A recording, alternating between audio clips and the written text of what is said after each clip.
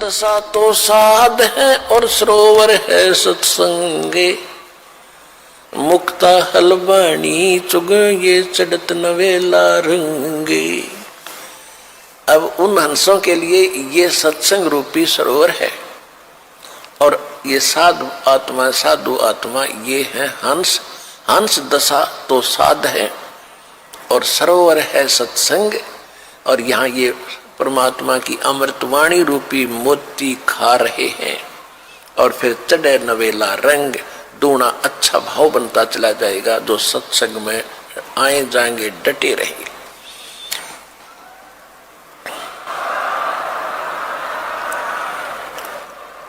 और हंस गवन करते नहीं, हंस गवन हंस नहीं जाते मान सरोवर छाड़े, ये कौवे उड़ उड़ जाते हैं वो खाते मांसाहार।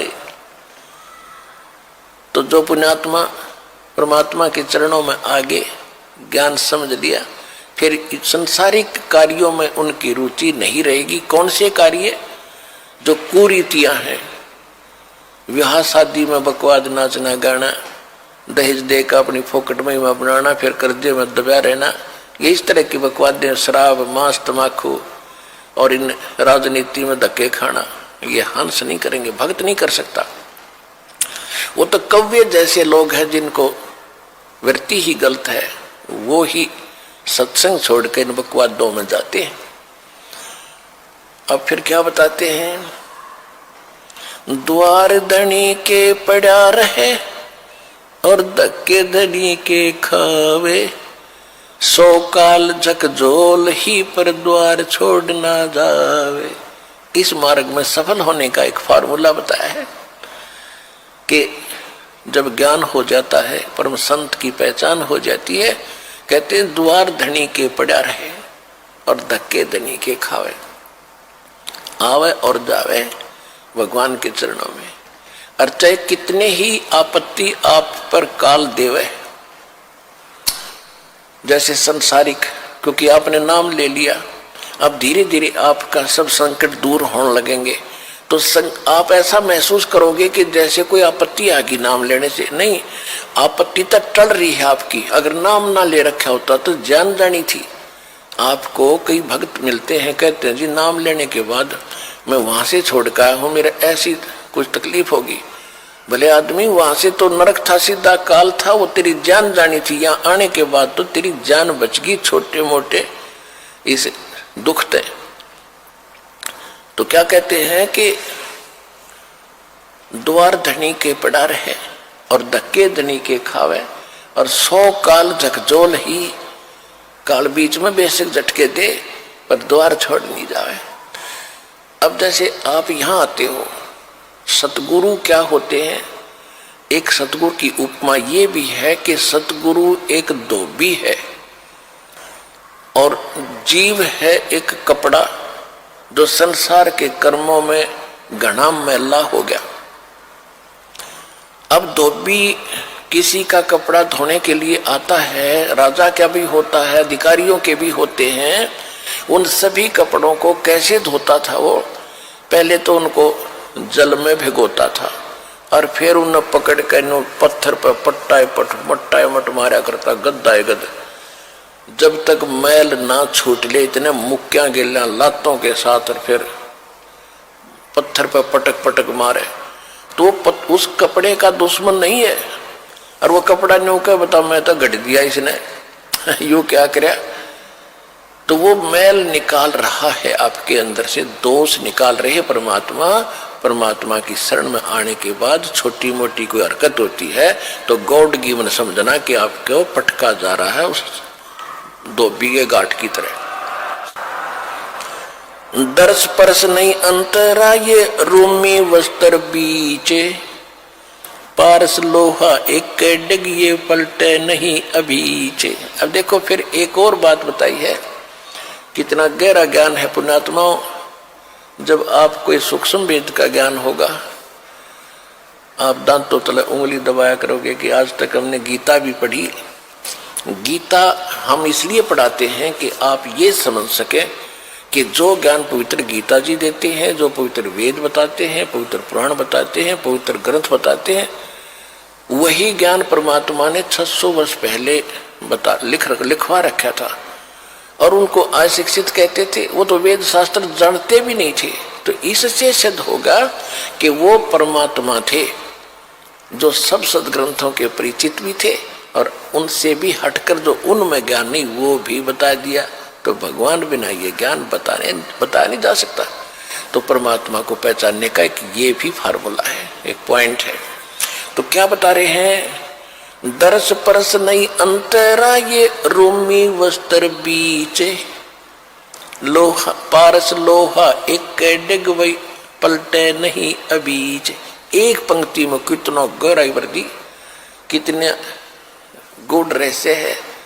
क्या बताते हैं कि आप यहाँ सत्संग में आते हैं और जिनके इन वचनों का असर नहीं हुआ तो वो कैसे है कि चंदन बन में रंग ला दे एक, चंदन बन में रंग ला दे एक बांस बिटम्बी ना सींचे।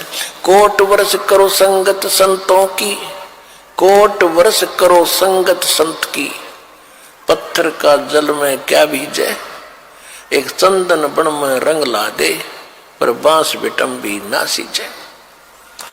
क्या बताते हैं कि जैसे सत्संग में भी आते हैं और फिर विकार भी करते हैं, उनके बारे में बताया है कि जैसे करोड़ वर्ष करो संगत संत की, संतों की, पत्थर का जल में क्या भीजे। जैसे पत्थर को जल में डाल दे चाहे 20 फुट नीचे गहराई में, और निकालने के बाद फिर उन दोनों टुकड़ों को तुरंत ही ऐसे रगड़ दो, तुरंत आग पाटेगी, चिंगारी पाटेंगी, निकलेंगी। इससे सिद्ध हुआ कि जल से तो असर होना चाहिए था, वो अंगारी नहीं पाटनी होनी चाहिए थी, नहीं निकलनी चाहिए थी, लेकिन उसके जल का असर नहीं हुआ, वो न्यो का न्यो पड़ा है, एज इट इज विकार उसमें। इसी प्रकार जो सत्संग में आते हैं उनको कहते हैं करोड़ वर्ष करो संगत संतों की, और पत्थर का जल में क्या भीजे, क्या भीगे, और चंदन बन में रंग ला दे एक बांस बिटम्बी ना सींचे। ये सुख संवेद की वाणी है, गरीबदास साहिब जी की वाणी है। क्या बताया कि जैसे चंदन का पेड़ होता है, आसपास के चाहे नीम हो, जंडी हो, कोई पीपल हो, उन सभी आसपास के पेड़ों को अपनी महक छोड़ छोड़ के अपनी सुगंध युक्त कर देता है, और वो भी चंदन जैसी महक देने लग जाते हैं। लेकिन बांस, बंबू जिसकी लाठी बने हैं, कहते वो बांस चाहे उसका साथ उग गया चंदन के, बांस का असर नहीं होता। तो क्या बताते हैं कि कोट वर्ष करो संगत संतों की, और पत्थर का जल में क्या भीजे, और चंदन बन में रंग ला दे एक बांस बिटम्बी ना सींचे। तो जो बांस जैसे और पत्थर जैसे व्यक्ति हैं उनका तो असर हो को नहीं, और नहीं तो परमात्मा की वाणी आपको चंदन बना दिया, और आप ही आगे जा के सब न सुनाते हो। आप अपनी महक आगे छोड़ छोड़ के अपने भाई बहन रिश्तेदारों तक ये महक भगवान की छोड़ रहे हो।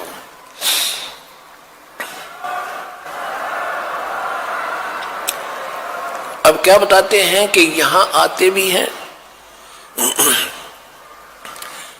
और सही ढंग से लगते रही। उसके विषय में बताया कि दरस परस नहीं अंतरा और रूमी वस्त्र बीज। जैसे एक पत्थर होता था जिसको पारस पत्थर बोलते, और उस पारस पत्थर में पत्थर जैसा ही होता है, उसकी पहचान नहीं हो सकती। उसकी पहचान यही है कि जिस समय वो लोहे से टच होता है तो पूरे उस लोहे के उस गट्ठे को, जैसे ये गाडर का बिठा दिया किसी कोने में, गाडर होते ना, गाडर आपने देखे कड़ियों की तरह लोहे के गाडर होते हैं लंबे लंबे, एक गाडर का कहीं भी बिठा दिया, टच कर दिया तो पूरे गाडर को सोना बना देता वो। अब क्या कहते हैं कि उस पारस पत्थर और लोहे के बीच में तीनों साथ साथ रखे हों और उनके बीच में इतना अंतर हो जैसे पहले एक रोम से बनकर कपड़ा आता था, बहुत पतला। आवाज नहीं जा रही बाहर।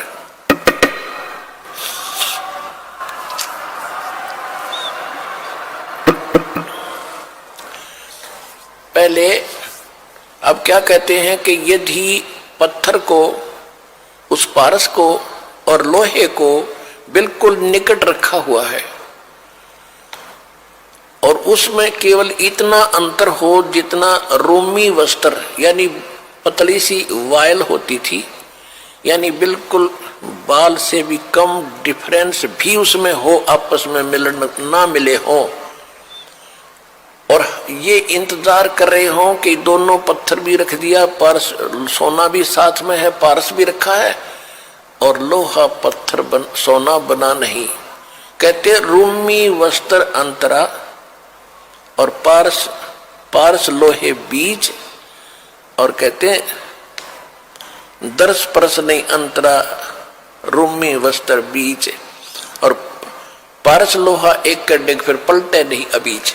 यानी इतना भी अंतर रह गया तो भी परिवर्तन नहीं होगा और वो दिखेगा कति साथ रखा हुआ। तो ये कहते हैं जो सत्संग में आते हैं और जिनके इन बातों का असर नहीं हो रहा तो उनकी भावना भगवान से जुड़ी नहीं है, वो दिक्कत के भगत है पर भक्ति उनमें प्रवेश है नहीं। तो जब होएगी जब वो सही ढंग से मालिक से मिल लेंगे। कहते हैं बिन गुरु मिले मोहे ना पावे। गुरु के प्रति जब आपका ऐसा भाव बनेगा और तब परमात्मा में कि आपके अंदर वो भक्ति और ये ज्ञान संतरित होता है। तो यहाँ बताते हैं कि यहाँ जैसे सत्संग में भी आते हैं और विकार नहीं छोड़ रहे हैं, उनके विषय में कहा है कि कोट वर्ष करे संगत संतों की, पत्थर का जल में के बीच है, एक चंदन बन में रंग ला दे पर बांस बिटम्बी ना सींचे। तो आप चंदन हो, आप ये दास चंदन है और आप परमात्मा के पेड़ हो, वो पौधे हो जिनका असर हो गया, और बांस रूपी जो व्यक्ति हैं उनका असर नहीं होता, वो तो काल के जाल में रहेंगे, मरण दे। अब क्या बताते